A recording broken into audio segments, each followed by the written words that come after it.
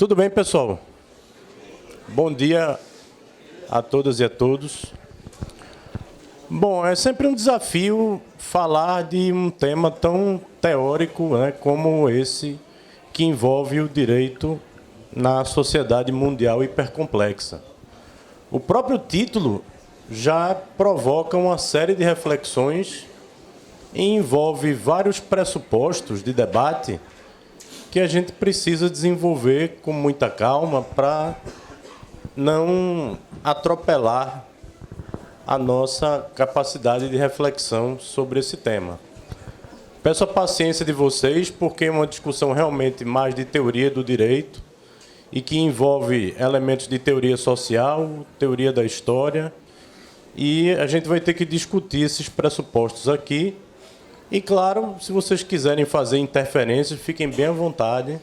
Eu estou aqui à disposição para tirar quaisquer dúvidas e esclarecer quaisquer pontos que, porventura, fiquem obscuros. Tá bom?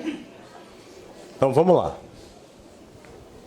Meu e-mail está aqui no quadro. Quem quiser também anotar para escrever ou quiser tirar uma dúvida mais específica que não queira dividir aqui neste momento, para que a gente possa continuar a se comunicar para além do encontro de hoje. E a palavra-chave, gente, da nossa fala é exatamente essa: comunicação. Eu vou começar com os pressupostos sociológicos do debate em torno da própria ideia de sociedade mundial e da ideia de complexidade que eu pretendo discutir com vocês. Primeiro ponto diz respeito ao que a gente chama de componente autológico da sociedade, que significa dizer mais ou menos o seguinte: quando a gente discute o que a sociedade é, quando a gente vai construir descrições sobre o que vem a ser a sociedade, essa própria descrição já é, ela mesma, parte da sociedade. Ou seja, a gente não descreve a sociedade como se essa comunicação estivesse fora da sociedade. Como se eu estivesse descrevendo, por exemplo, uma câmera ou um telefone celular que não faz parte daquela comunicação. Mas quando a gente discute o que é a sociedade, inexoravelmente, a comunicação que a gente produz sobre o que a sociedade é, já é sociedade. Consequentemente, isso envolve uma compreensão do social que vai além daquele olhar mais tradicional que enfoca a sociedade a partir da visão identificada com o ser humano. Aqui, falar de sociedade envolve, sobretudo, falar de comunicação. A gente vai compreender sociedade como comunicação, que é uma parte da teoria do sociólogo alemão chamado Niklas Luhmann, na sua obra vastíssima, né? E eu recomendo aqui a leitura do O Direito da Sociedade, A Sociedade da Sociedade, livros que tratam exatamente desse tema que eu venho abordar aqui com vocês hoje. Então, falar de sociedade como comunicação, gente, envolve a noção de que comunicar é algo maior do que simplesmente você dizer alguma coisa sobre o que quer que seja. Comunicação envolve um espaço dialógico, em que você tem duas pessoas, por exemplo, que se comunicam, e aquela comunicação que se produz envolve, primeiro, a mensagem que se quer comunicar. Segundo, o processo de dar a conhecer essa mensagem para outra pessoa. E terceiro, a compreensão que a outra pessoa vai ter daquela mensagem que você deu a conhecer a ela. Então, o processo comunicativo dentro dessa teoria lumaniana, dentro da teoria dos sistemas, envolve essa tríplice estruturação. Vamos relembrar. Primeiro, a mensagem, que ela muitas vezes está no nosso sistema psíquico e ainda não foi comunicada.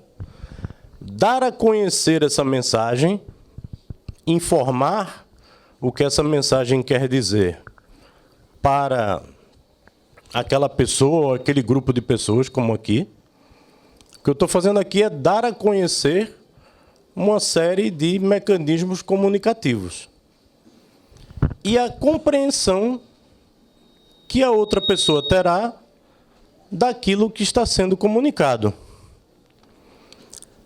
Mas, na medida em que a comunicação se trava dessa forma, existe um detalhe que a gente não pode ignorar quando discute a dinâmica comunicacional, que é o que o próprio Niklas Luhmann chama de dupla contingência. E o que significa essa dupla contingência, gente? Significa que não há como nós sabermos de antemão como o outro irá compreender aquela comunicação que você produz. Ou seja, não tem como a gente saber de antemão como é que o outro que recebe a comunicação compreenderá aquilo que você quer dizer. Você pode dizer alguma coisa de uma forma bem simples, mas aquela pessoa compreende aquilo que você disse de uma forma totalmente diferente. Quantas e quantas discussões nas relações amorosas, nas nossas relações familiares, acontecem porque as pessoas muitas vezes não compreendem aquilo que você quis dizer, ou não compreendem a partir da peculiaridade daquilo que você quis dizer. Inúmeras vezes, né? Então, quando a gente está se comunicando, como aqui, por exemplo, existe a contingência de quem fala para quem compreende e a contingência de quem compreende em relação a quem fala ou comunica de alguma forma, já que o falar não é a única forma de comunicação, né? Um olhar comunica, uma careta comunica, né? São formas comunicacionais, são formas pelas quais a gente constrói a comunicação. E isso é sociedade. Se a sociedade, então, gente, para seguir o raciocínio, é comunicação, e se a própria descrição sobre o que a sociedade já é sociedade, não existe, tampouco, uma única forma de descrever o que a sociedade é. Não existe uma única maneira de dizer o que é a sociedade, porque dentro da comunicação existem várias possibilidades de a gente construir o que é a sociedade. Há quem coloque, por exemplo, Deus como centro de quaisquer perquirições sobre a sociedade, quando se diz a justiça dos homens pode falhar, mas a justiça de Deus jamais falha. Tem quem coloque a economia como fator preponderante na hora das observações sobre a sociedade. Tem quem coloque, além da religião e da economia, a arte como um elemento mais preponderante na dinâmica social. Enfim, existem múltiplas possibilidades de a gente descrever o que a sociedade é. Só que, para seguir o raciocínio que a gente construiu, se toda comunicação sobre o que é sociedade já é sociedade, essas múltiplas descrições sobre o que a sociedade é, economia, direito, arte, religião, etc., são formas de autodescrição da sociedade. É como se a sociedade ela se autodescrevesse de várias formas diferentes. Então, a conclusão que a gente tira de imediato é que, por conta da dupla contingência, existem múltiplas formas de descrever o que a sociedade é, e essas descrições fazem parte da sociedade, elas não estão fora dela. Se elas não estão fora dela, é sinal de que essas múltiplas descrições funcionam como autodescrições da sociedade, autodescrições plurais e que não estão fechadas numa única forma de compreensão. Além disso, gente, falar de sociedade moderna é falar de uma sociedade hipercomplexa. O que é que isso quer dizer? Quer dizer que, num contexto social como o nosso, existem inúmeras possibilidades de a gente construir o que a sociedade é. E existem possibilidades muito mais fortes e muito mais abrangentes do que aquelas que a gente pode realizar concretamente. Do mesmo jeito que você pode descrever a sociedade de um jeito, seria possível descrevê-la de outro jeito completamente diferente. Do mesmo jeito que você pode descrever a realidade do direito, por exemplo, de uma forma, outra pessoa pode descrever a realidade do direito de outra forma totalmente diferente. Quando se vai... Eu acho que quem decide aqui, magistrados, etc., devem enfrentar esse problema constantemente, já que muitas vezes o mesmo problema pode envolver múltiplas soluções dentro do âmbito do direito. E isso pode suscitar discussão. Fizemos justiça, não fizemos justiça, e assim por diante. Então, uma sociedade hipercomplexa é aquela que fornece ou vivencia múltiplas possibilidades do agir no mundo e de vivenciar o mundo. A gente pode agir no mundo de várias maneiras diferentes e a gente pode vivenciar esse mundo de também várias formas distintas, sem necessariamente estarmos vinculados a uma forma hierarquizada de orientação da sociedade. Tem gente que é religiosa, tem gente que não é. Tem gente que gosta de arte, tem gente que não gosta. Tem gente que gosta de certo tipo de arte e tem gente que gosta de outro tipo de arte diferente. Tem gente que valora a economia de maneiras diferentes. Tem gente que liga para a ciência e leva a ciência a sério. Tem gente que não leva a ciência a sério e gosta de falar de terraplanismos e coisas que tais. Sem entrar aqui no mérito do que está certo ou está errado, isso só mostra a pluralidade e a diferença que é parte da própria descrição do que a sociedade é. Por isso que ela é complexa, porque ela suscita para nós múltiplas possibilidades de agir no mundo e de vivenciar o mundo. Já houve contextos em que a sociedade era vista a partir de critérios hierarquizados, estruturados a partir da religião e da moral, e qualquer desvio relativo a esses elementos religiosos e morais seriam considerados como impossíveis, moralmente reprováveis e assim por diante.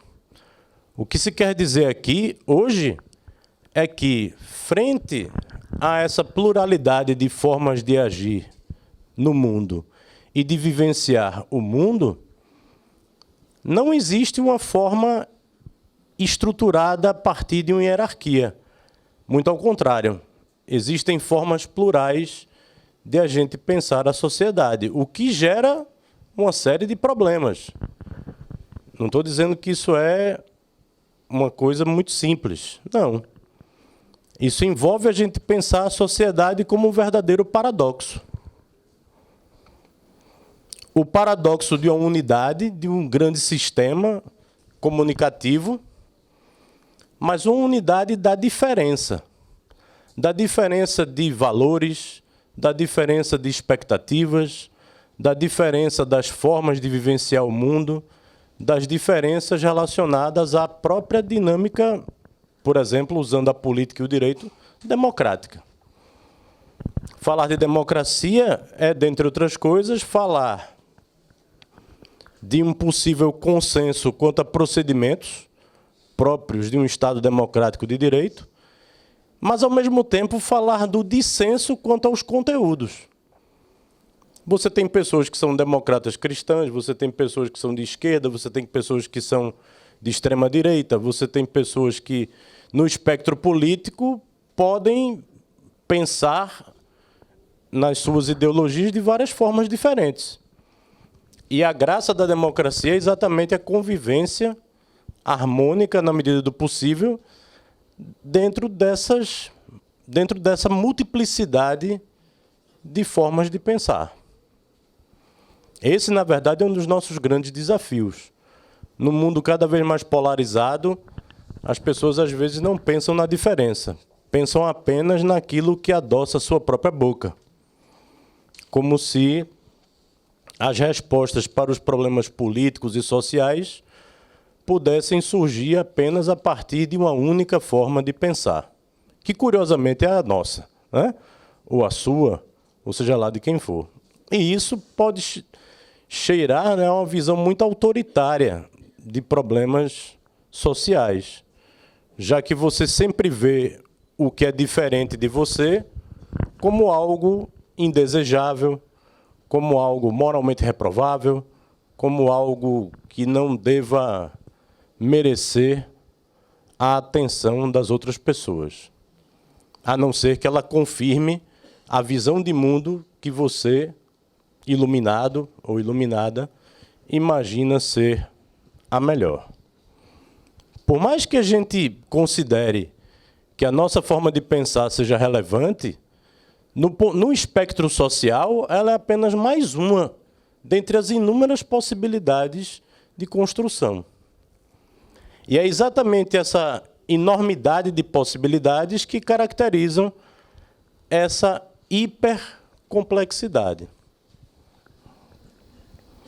Outra característica importante, gente, é imaginarmos a sociedade moderna como uma sociedade mundial. Que isso também está no título do trabalho, né? O que significa sociedade mundial? Isso parece cheirar uma provocação, né? Quer dizer que não existe sociedade brasileira? Não existe sociedade norte-americana? Não existe sociedade guatemalteca ou coisa que o valha? A proposta da teoria, ou dessa forma de teorizar, é dizer o seguinte. Primeiro, as formas como a gente se comunica hoje, os mecanismos comunicativos, os meios de comunicação que a gente utiliza hoje, transcendem, vão além, portanto, dos limites estreitamente geopolíticos. Havia um tempo em que a comunicação só se dava entre pessoas que moravam no mesmo lugar, nasciam, viviam e morriam na mesma aldeia, no mesmo canto, conviviam com as mesmas pessoas, comungavam nos mesmos valores e crenças, e assim por diante. Mas hoje, com o advento da internet, primeiro com a invenção da escrita, né, que permite que as possibilidades comunicativas se expandam, e depois com a internet, com um bichinho desse aqui, a gente pode construir relações, pode sedimentar formas de pensar, pode construir até intimidade com gente que você nunca viu na vida, ao vivo. Gente com quem você nunca teve contato no seu dia a dia. Mas, ao mesmo tempo, essa mesma pessoa que pode, por exemplo, arrumar uma namorada ou um namorado pela internet, sem nunca ter visto, que mora a 3.000 quilômetros de distância, ao mesmo tempo ela não fala com o seu vizinho de porta no prédio em que ela mora. O que eu estou querendo dizer com isso? Que não há uma relação necessária, gente, entre a proximidade física, a proximidade geográfica e a construção comunicativa. Você pode morar perto de alguém, você pode ser vizinho de alguém e não construir nenhuma relação com essa pessoa. E você pode, ao mesmo tempo, graças a esses mecanismos que eu citei anteriormente, sedimentar comunicações e, portanto, sociedade, que vão além dos limites estreitamente territoriais, geopolíticos de um determinado lugar. Por isso que, pela teoria, a sociedade, de fato, não é mais vista de uma maneira segmentada, como se a gente estivesse falando apenas de sociedade brasileira, sociedade americana, sociedade guatemalteca, para citar os exemplos que eu trouxe. Mas sim de uma sociedade mundial. Uma sociedade cada vez mais interligada, cada vez mais conectada e, portanto, com um grau de comunicação muito mais complexo do que havia em tempos atrás, em pouco tempo atrás, inclusive. Então, caracterizar o direito como parte da sociedade é caracterizá-lo como um sistema parcial dentro da sociedade. Imaginar essa sociedade mundial envolve imaginar também a noção de que o direito é parte da sociedade, como a economia é parte da sociedade, como a arte é parte da sociedade, como a ciência é parte da sociedade. Ou seja, são sistemas parciais que aparecem porque vão construindo comunicações próprias. Comunicações que, por conta da própria comunicação, vão criando distinções entre esses sistemas parciais. A comunicação do direito se dá de uma forma diferente da comunicação da economia, por conta da própria dinâmica comunicacional do direito e da economia. O direito se diferencia da política, porque a política está orientada, sobretudo, a partir de uma relação governo-oposição, ou poder-não poder, enquanto a comunicação do direito gira em torno de um código muito próprio de observação, que, inclusive, gera um grande problema quanto à tradução dessa expressão que vem do alemão, né? Recht und Recht, que alguns traduzem como lícito/ilícito, ou seja, toda comunicação que discuta a licitude ou a ilicitude de algo é uma comunicação jurídica. Ou seja, seria uma comunicação do sistema do direito. Mas alguns preferem traduzir por conforme o direito ou não conforme o direito. Ou seja, determinada comunicação está em conformidade com o direito ou não está em conformidade com o direito. A arte, o código comunicacional seria o belo e o não belo, ou seja, o debate em torno do belo na arte. Então, toda comunicação que envolve a discussão sobre o belo seria uma comunicação artística. Por outro lado, a comunicação religiosa se daria a partir do código transcendente imanente.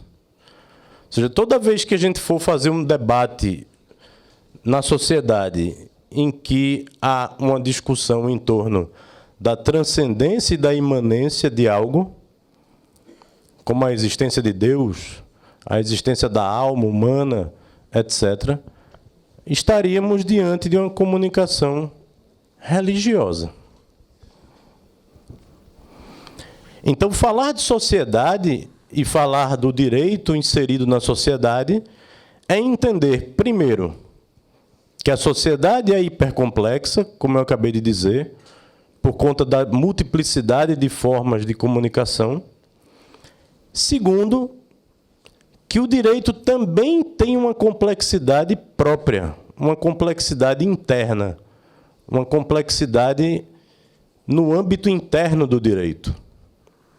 Então, é como se a gente tivesse uma complexidade do direito em relação aos sistemas que ficam no entorno do direito, direito e política, direito e economia, direito e arte, e assim por diante. E existe uma complexidade própria no campo interno do direito. Quando o juiz vai decidir e vai discutir, por exemplo, o que é dignidade da pessoa humana, num determinado processo, existe uma única forma de compreender o que é dignidade humana? Não. Existem várias formas diferentes de buscar a verificação do que é e do que não é dignidade humana, em certos contextos, em certas situações, em certas possibilidades. Já que uma expressão tão ampla como dignidade humana pode dar ensejo a uma multiplicidade interpretativa gigantesca. Então, o direito também possui os seus mecanismos de complexificação. Claro, se ele é parte da sociedade, não seria diferente. O direito é hipercomplexo, como a sociedade também é. Assim, a gente vê a sociedade, nesse ponto que está aí, como um sistema. Um sistema composto por comunicações, como eu disse.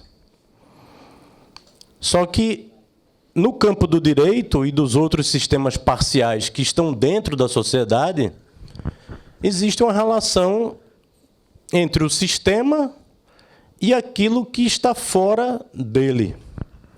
Se eu pudesse fazer um gráfico, eu faria duas barrinhas assim, em que haveria uma abertura do sistema parcial para o seu entorno.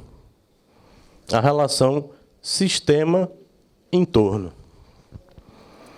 O que quer dizer essa relação sistema-entorno? Primeiro, dentro da sociedade, que é um sistema,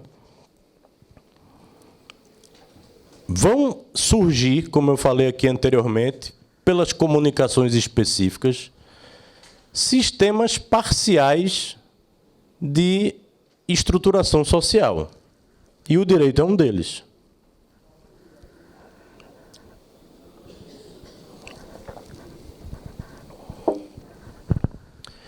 Sendo o direito uma dessas formas, assim como a economia, assim como a política, assim como a arte, assim como a religião, etc., etc., etc., se a gente analisa os sistemas sociais, que são esses, a partir do direito, todos os outros sistemas parciais, economia, política, religião, ciência, arte, etc., fazem parte do ambiente do direito, do entorno do direito. Eles não fazem parte do sistema jurídico, mas fazem parte do seu entorno. Se a sociedade é um grande sistema hipercomplexo, como eu havia dito anteriormente, é sinal de que o surgimento desses sistemas parciais, direito, política, economia, arte, religião, etc., funcionam como mecanismos redutores da complexidade. para se dizer, olha, a discussão jurídica não está envolvida em qualquer tema. A discussão jurídica está vinculada a isso aqui que o direito determina. Quando o direito determina determinado tipo de regra, ou quando o direito estrutura certos princípios e assim por diante, essas regras e esses princípios funcionam como um mecanismo redutor da complexidade. Mas eu disse também que o direito possui uma complexidade interna. É claro que tem. Mas, ao mesmo tempo, ele reduz a complexidade em relação a tudo que está fora dele.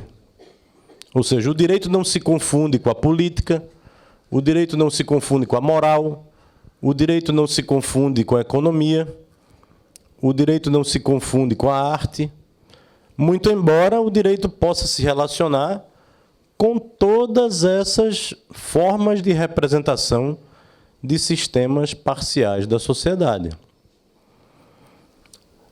E como é que funciona essa relação sistema-entorno? A partir de dois elementos. Primeiro, o fechamento interno do direito para que as operações do sistema jurídico aconteçam de uma maneira eficiente, para que o direito seja consistente internamente. E isso é muito importante para a sedimentação do direito. E, segundo, a abertura desse mesmo sistema jurídico para aquilo que vem do entorno. A abertura que o sistema traz para que, a partir da relação do direito com os outros sistemas sociais, surjam novas possibilidades de agir, novas possibilidades de estruturação do direito e permitam, com isso, fazer com que o direito possa se oxigenar e não ficar fechado apenas no seu âmbito interno. A partir de demandas sociais que surgem, e essas demandas sociais pressionam, fazem uma pressão sobre o direito, para que o direito possa se modificar a partir dessas pressões. Por exemplo, o movimento feminista, né? Ou, para ser mais preciso, os movimentos feministas, né? Que estão sendo discutidos com muita ênfase agora. O feminismo ou os feminismos funcionam como um mecanismo de pressão para que o direito se modifique de tal forma a gerar uma proteção cada vez maior à mulher pela sua condição de mulher, pela sua diferença em relação ao homem. Por isso que, mais uma vez, a diferença está no norte da preocupação. E quando a gente vê, por exemplo, a Lei Maria da Penha, quando a gente vê a criação do qualificador do homicídio, que foi o feminicídio, isso é o direito se abrindo para demandas que vêm do seu entorno. Pressões que vêm dos espaços sociais para que o direito se modifique e para que o direito passe a observar aquele problema e regulamente aquilo a partir dos seus próprios critérios. Isso envolve uma variação de expectativas. Porque, do mesmo jeito que há o movimento feminista, há também na sociedade quem rejeite os movimentos feministas. Existe, portanto, uma variação de formas de pensar, como eu já mencionei anteriormente. Essa variação, gente, ela faz com que o sistema, observando essas variações, ele possa selecionar aquilo que, num determinado momento específico, é mais relevante para o sistema jurídico. E, com isso, ele restabiliza todo o sistema jurídico a partir dessa nova seleção que foi feita. Por exemplo, há os casos de subnotificação de violência contra a mulher. Na medida em que você tem agora o qualificador do feminicídio, é preciso, por exemplo, que as delegacias se reestruturem para que os registros ligados ao feminicídio fiquem claramente estampados, para que a gente tenha noção do tamanho do problema, para que as pesquisas na área sejam feitas e para que novas soluções para o problema da violência contra a mulher possam aparecer.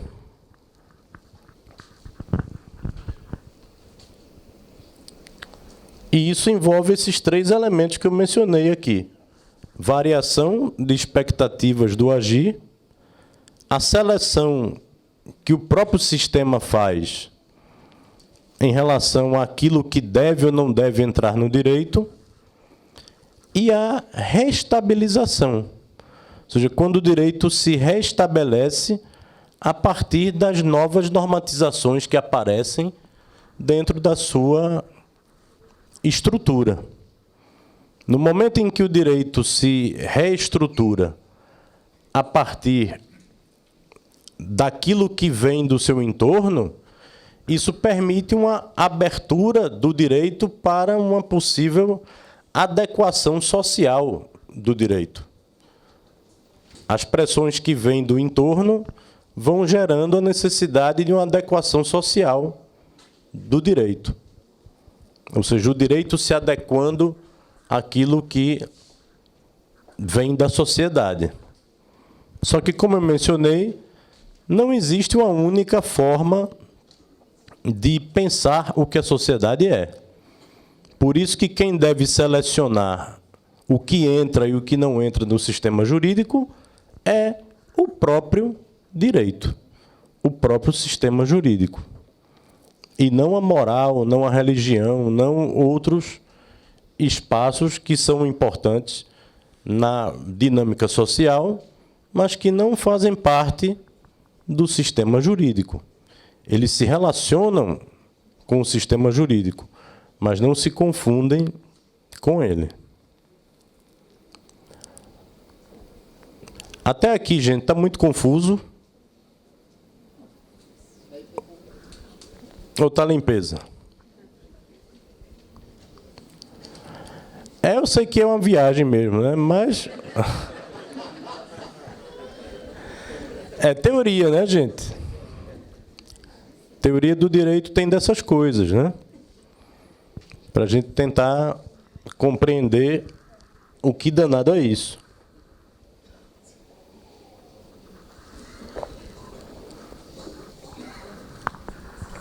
Eu vou tentar ilustrar, por exemplo, a dupla contingência com o exemplo de uma minissérie, que aí facilita. Tem uma minissérie na Netflix chamada Merli. Não sei se vocês já viram. Que é de um professor de filosofia de uma escola pública em Barcelona. E cada episódio tem o nome de um filósofo ou de uma filósofa específico, né? Um episódio de Kierkegaard, um episódio de Judith Butler, que vai discutir feminismo, um episódio sobre os pré-socráticos, sobre Platão, etc. E tudo nesse seriado gira em torno de uma sala de aula onde Merli pratica o seu ofício de professor. Eis que, de repente, surge uma aluna nova no grupo daquela turma, chamada Mônica de Villamore, na história. E logo um dos meninos fica completamente apaixonado por ela, chamado Gerard, que é um menino meio abestalhadão, assim, meio meninão, e que muitas vezes não sabe lidar com os mistérios da sedução e da relação, né, com as pessoas, sobretudo, no caso, com as mulheres. E Gerard, toda vez que encontrava Mônica, ficava praticamente paralisado, não sabia o que dizer, não sabia o que falar, e ficava abestalhado mesmo, sem ter uma noção muito clara do que poderia dizer ou fazer. O que ele queria era uma oportunidade de poder namorá-la, namorar a Mônica. Eis que um belo dia, Merli pede para que os alunos façam um trabalho, escrever um poema, se não me falha a memória. E o poema seria um poema coletivo, os versos seriam escritos por cada um dos alunos. Cada aluno levava 2 versinhos. E aí, na junção desses versos, ele faria um poema. E aí, Mônica chama Gerard para que eles façam um trabalho juntos. E aí, Gerard ficou todo feliz da vida, né? Agora sim. E Mônica foi além. Chamou Gerard para ir à casa dela para que eles estudassem juntos para fazer os 2 versinhos. Aí que Gerard enlouqueceu. Ele disse, hoje eu vou me dar bem. Lembra que tinha uma música antigamente, hoje eu vou me dar bem? Aí Gerard ficou pensando, hoje vou me dar bem. Hoje eu vou conseguir encontrar Mônica, vou conseguir galanteá-la, vou conseguir ganhá-la e assim por diante. Isso ele cria uma expectativa. Ele cria uma expectativa. Chegando lá na casa da menina, o que é que acontece? Eles começam a conversar e, de repente, Gerard observa que na casa dela tem uma estátua de um touro sendo toreado, né? A história se passa em Barcelona, sendo toreado como se estivesse numa praça de touros, numa tourada. E aí Gerard fica indignado da vida e começa a reclamar de Mônica. Como é que você tem um objeto que faz alusão à tortura dos animais? Por que que você apoia essa derrota que é uma tortura animal? E ela vai e responde, não, eu não vejo isso como tortura. Eu vejo isso como cultura, como tradição, como parte de uma história. E ele diz, mas não, você está toda errada, você não pode fazer isso, porque isso é uma coisa errada, você está torturando os animais, e você está apoiando a tortura dos animais, e assim por diante. Eis que aquilo que era para ser um encontro amistoso ou amoroso se transformou numa mega discussão. E, no final, Mônica chega para ele e diz, quer saber? Saia da minha casa agora. Ela vai e expulsa o cara da casa dela. Isso é um exemplo típico da complexidade e da dupla contingência que eu mencionei. Ou seja, você não tem como saber exatamente como o outro vai compreender a comunicação e como o outro vai compreender o que você está dizendo e como você vai compreender o que o outro está dizendo. A comunicação sempre é imprevisível. Você nunca tem como determinar que aquela comunicação vai te levar àquele lugar que você deseja. Então, falar de comunicação é falar de imprevisibilidade, falar de risco, falar daquilo que a gente não pode totalmente controlar. E esse exemplo mostra bem isso. Ele imaginava o menino que podia controlar tudo e que a expectativa dele iria se concretizar, e o que veio a acontecer foi exatamente o oposto. Ele foi expulso da casa da menina. Né? Coitado do bichinho, né? Lascou-se. Né? A expectativa dele foi totalmente frustrada. Né? Isso mostra que não tem como a gente prever como as coisas serão. Por isso que a comunicação está envolvida na dupla contingência. Então, gente, pensar o direito como a partir de uma sociedade hipercomplexa é pensar também que as comunicações que existem no direito, elas também envolvem um grau de imprevisibilidade. Você imagina que você tem um bom direito, como a gente costuma dizer, né, no linguajar popular. Não, o meu direito é muito bom. Não tenho certeza que eu vou ganhar.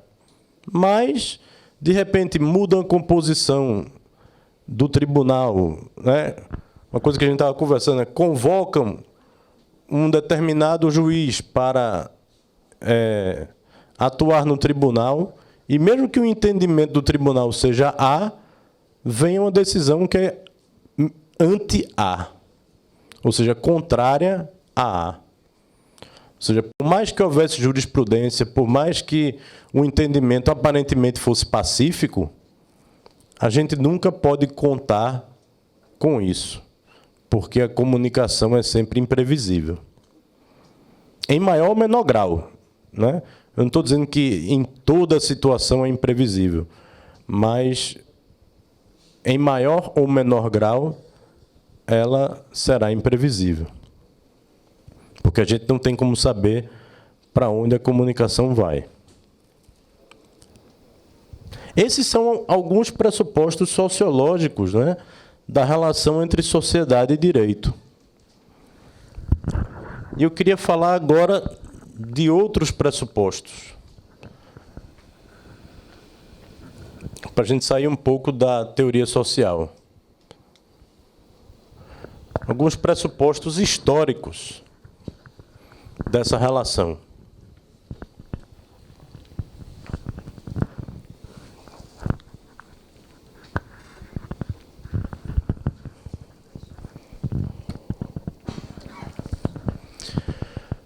Bom, pessoal, havia um tempo em que a relação entre passado e futuro, no plano da história, se dava a partir da ideia de que o futuro seria totalmente previsível, que você podia orientar o futuro a partir do passado, a partir da ideia de que o futuro seria fruto de profecias, de previsões e assim por diante. Esse modelo é o que Koselleck, né, esse historiador importante alemão, chama de história como mestra da vida, Historia Magistra Vitae, né? Em que, nesse contexto, as relações entre passado e futuro seriam orientadas de uma maneira linear, como se a experiência histórica fosse a mesma entre o passado e o futuro.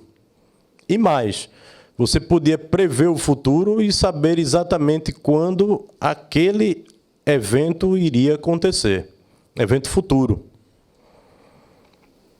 Inclusive, quando se falava no sentido escatológico de futuro, né? Ou seja, quando se via o futuro como fim do mundo, apocalipse, etc. Mas, se chegasse num determinado momento da profecia e a profecia não viesse a se realizar, isso não invalidaria a profecia. Muito ao contrário. Criava-se o argumento de que a profecia virá mais na frente, com muito mais virulência do que ela seria se ela tivesse acontecido antes.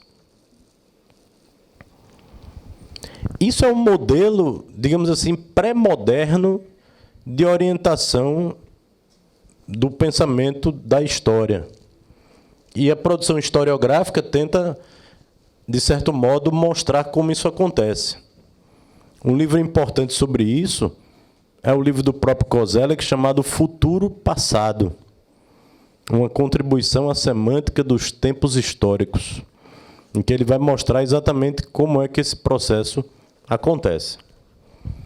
Só que quando chega a famosa modernidade, e eu falei aqui de sociedade moderna, e falei das questões ligadas à teoria social. Agora, falar um pouco das questões históricas, da modernidade. O que vai acontecer?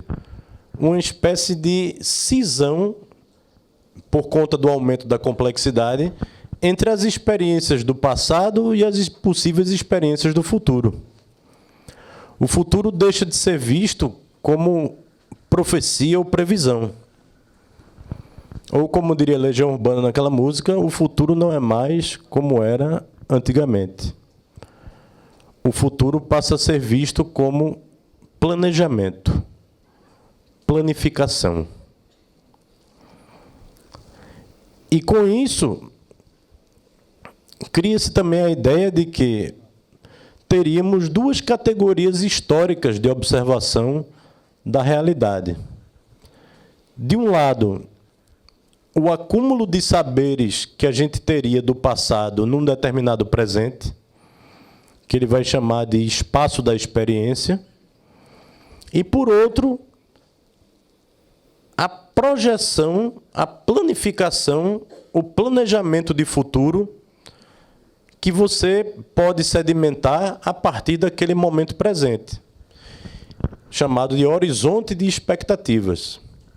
Então, você tem duas categorias históricas construindo relações do presente com o passado, espaço da experiência, saberes acumulados na dinâmica do tempo naquele momento presente, e o futuro visto como horizonte. E a metáfora do horizonte é interessante porque a gente nunca plenamente alcança, mas pode, quando muito, planejar, fazer com que, pela planificação, o futuro venha a se materializar de tal ou qual forma. Mas essa visão, no início da modernidade, ainda gerou a ideia de uma história como progresso.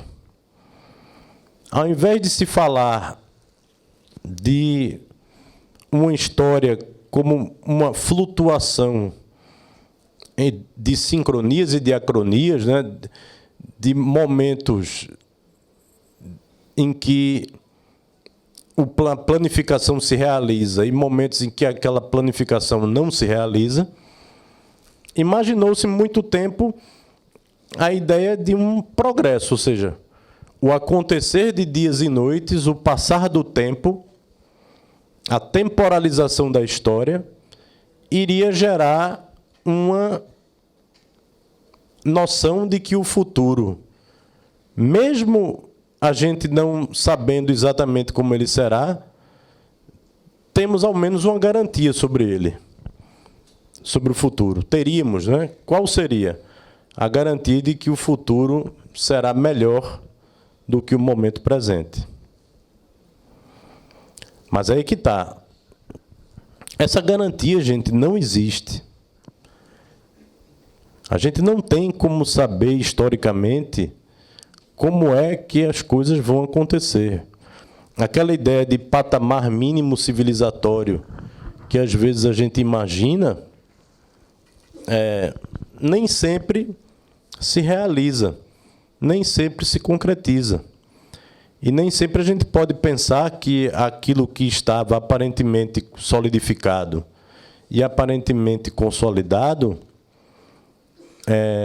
funciona como um piso mínimo civilizatório, porque sempre podem aparecer novas possibilidades que nos tiram daquele mundo de certezas. Por quê?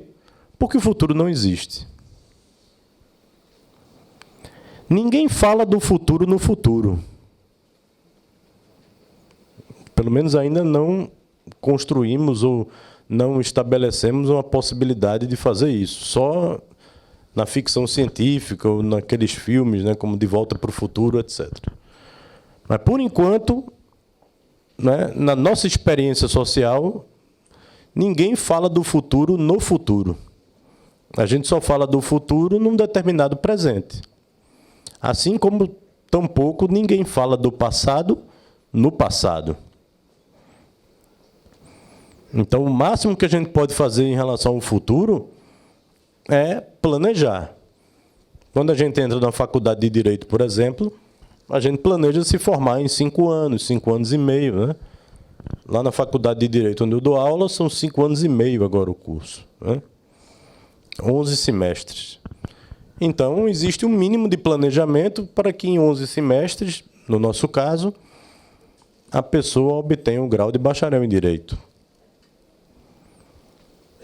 Mas ela pode, de repente, pela contingência que eu já mencionei aqui anteriormente, ter um infarto e morrer do coração.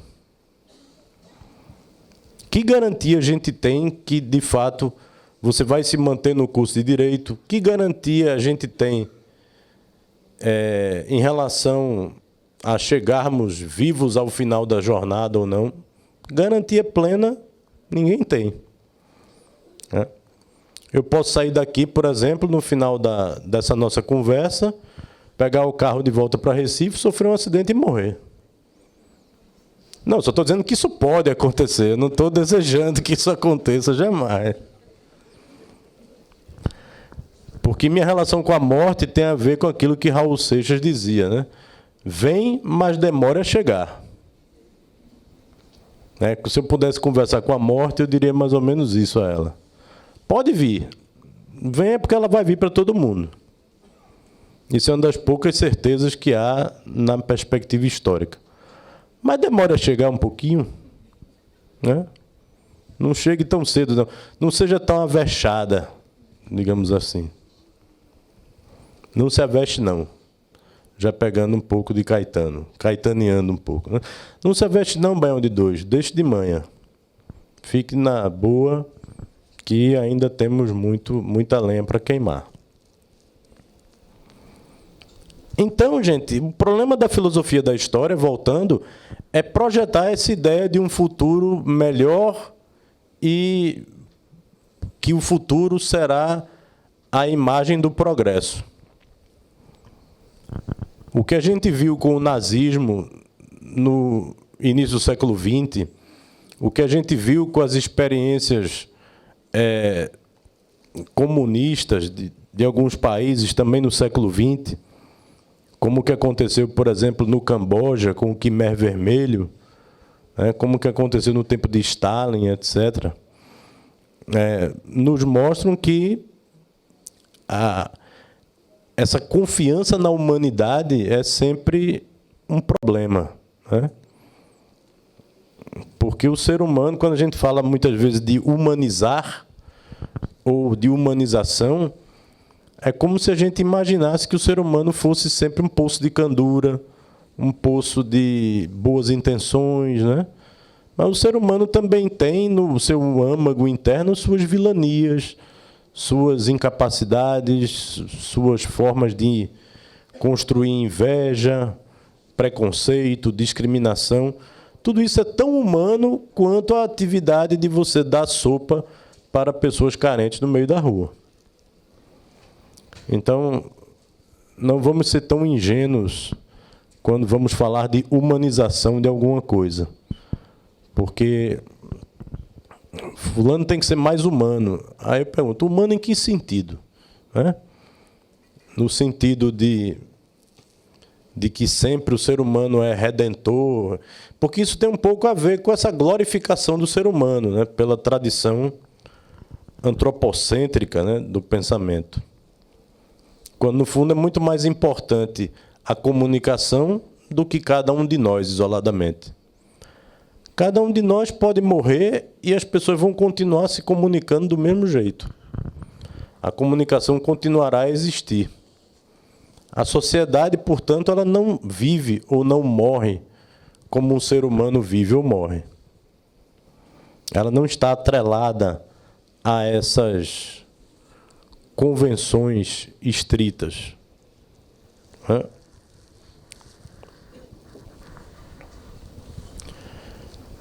Então, falar de história, por último, é falar dessa fragmentação. Ou seja, quando a gente fala de a história vai nos dar alguma coisa, a história há de fazer isso, ou a história há de fazer aquilo, o que a gente está construindo, na verdade, são fragmentos. A gente está selecionando da experiência histórica aquilo que a gente quer destacar. E, consequentemente, muitas vezes oculta aquilo que não quer enaltecer. Então, o olhar da história de uma forma objetiva, às vezes, pode soar como um problema. E o direito situado na história, mais ainda. Sempre todos os trabalhos, né, eu vejo muito isso. Né, o cara vai escrever sobre mandado de segurança. Evolução histórica do mandado de segurança. Vai escrever sobre causa de pedir no processo civil. É histórico da causa de pedir. Ou seja, às vezes... E às vezes trata do problema histórico como se fosse uma escadinha sempre progressiva, né? Começou assim, depois melhorou assado, depois melhorou para não sei para quê, depois melhorou para onde, e agora chegamos no nirvana que temos hoje. A experiência histórica não é assim, né? E tratar elementos históricos dessa forma é um grande equívoco, né? É um grande problema. E, por último, mas não menos importante, os elementos filosóficos de um direito na sociedade hipercomplexa.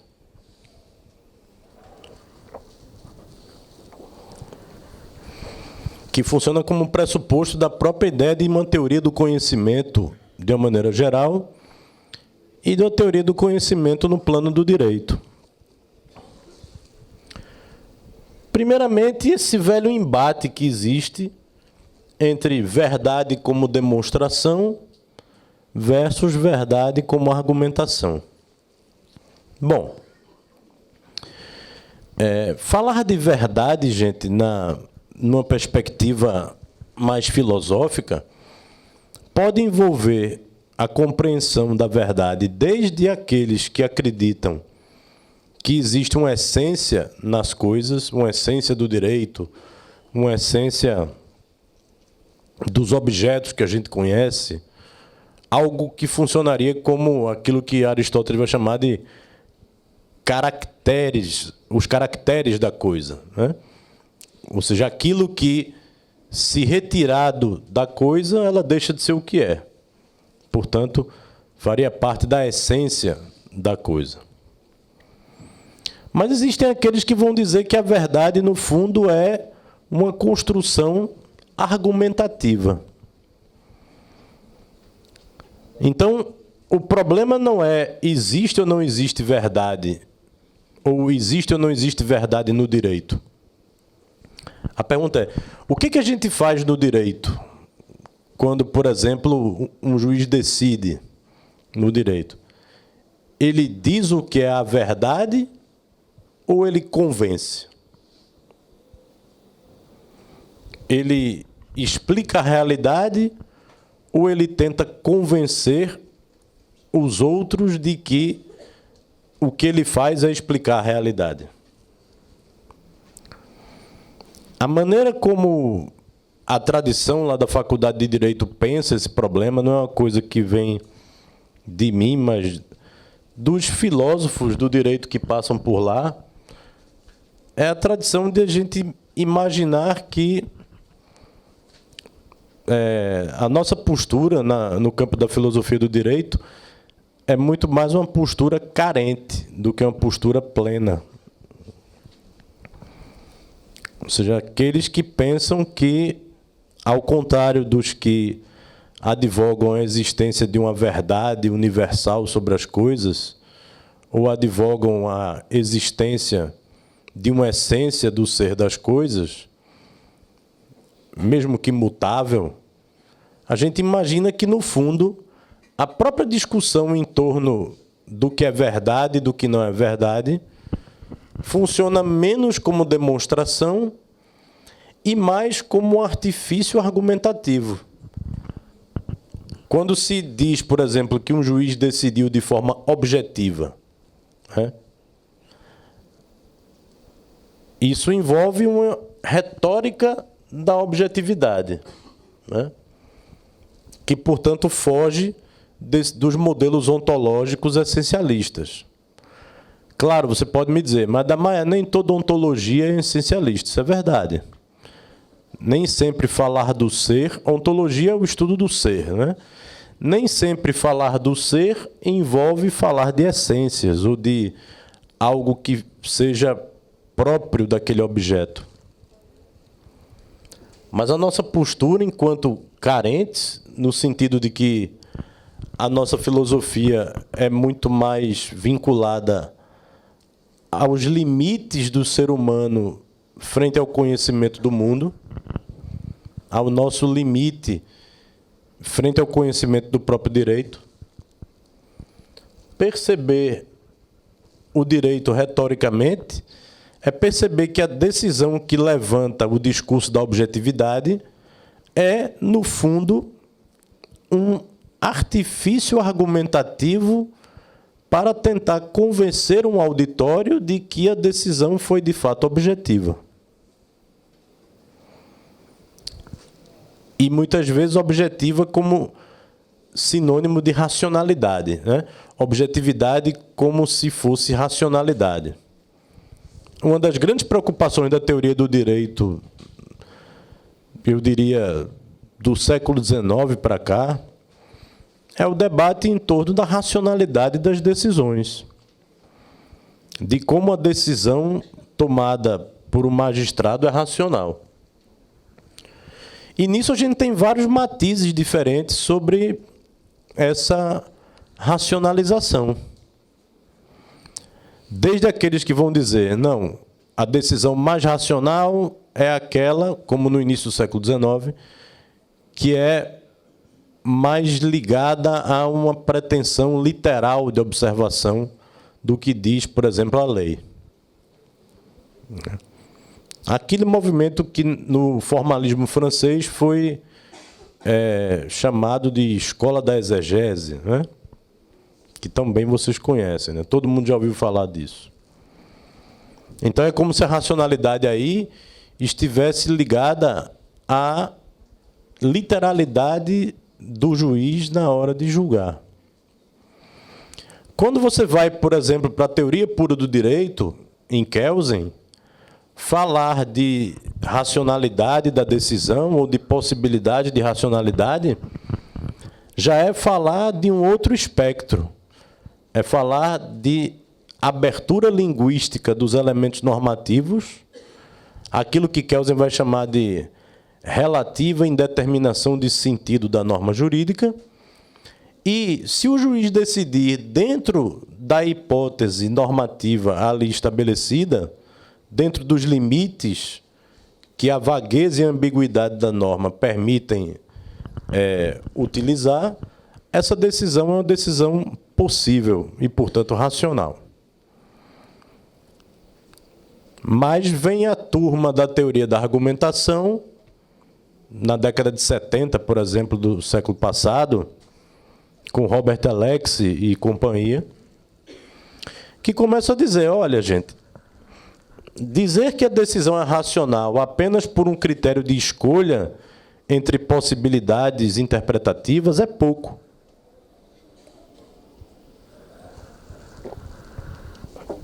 Por que é pouco?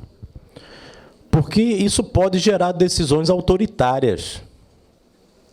Aquela decisão em que, quando o juiz vai fundamentar sua decisão, ou seja, justificar a sua escolha, ele vai e diz, eu decido aqui porque quem manda aqui sou eu. Porque o juiz da vara sou eu, quem manda sou eu, quem decide sou eu. E, portanto, eu decido assim. E aí Alexy vai tentar dizer que esse tipo de decisão, lastreada unicamente do argumento de autoridade, muito embora o argumento de autoridade seja importante, mas não é único, essa decisão não é racional. Por que não é racional? Porque ela só está amparada por um argumento de autoridade. Ela não está amparada por outros argumentos que desenvolvam a racionalidade da decisão. E aí Alexy tenta enfrentar esse desafio, dizendo que o direito é parte da moral. Mais ou menos assim, né? O direito como um caso especial dentro do discurso prático geral. E que, portanto, se a justificação do direito funcionar a partir da junção da regra com as razões que levam o juiz a decidir, aí você pode construir um mecanismo de justificação racional das decisões. E isso envolve toda a complexidade do direito. Ele vai dizer, olha, utilizar o enunciado normativo, a produção do enunciado normativo fundamentada numa regra não é suficiente. É preciso fundamentar o enunciado normativo na regra, mas os motivos que levam o juiz a compreender a regra daquela maneira. Ou seja, a necessidade de justificação das escolhas que o juiz faz. E aí ele vai tentar criar uma série de critérios para distinguir o joio do trigo e, com isso, dizer o que é racional no campo da justificação e o que não é. Só que Alex aí peca porque aproxima o direito do que ele chama de razão prática geral, inserindo o direito como um caso especial da razão prática geral, sem entender que esse projeto de entender o direito como uma parte da moral pode ser muito perigoso para a própria autonomia e a consistência interna do direito. Porque, de repente, podemos chegar a uma situação em que você usa fundamentos morais para justificar escolhas jurídicas e isso gerar a tese de que os fins justificam os meios. E a gente sabe o que vem acontecendo no país em relação a isso. E isso é muito perigoso do ponto de vista de uma consistência interna e de uma adequação social no direito. Muito perigoso. É só um pequeno alerta para a gente não cair na sedução do museu de grandes novidades que às vezes aparecem por aí. Então, gente, esses são alguns pontos que eu coloquei para discussão, alguns desafios que a gente enfrenta quando vai discutir temas de teoria do direito relacionados à sociologia, à história, à filosofia, etc. E estou aqui aberto para a contribuição de vocês, a fala de vocês para responder perguntas e construir o diálogo que é sempre frutífero. Muito obrigado e bom dia.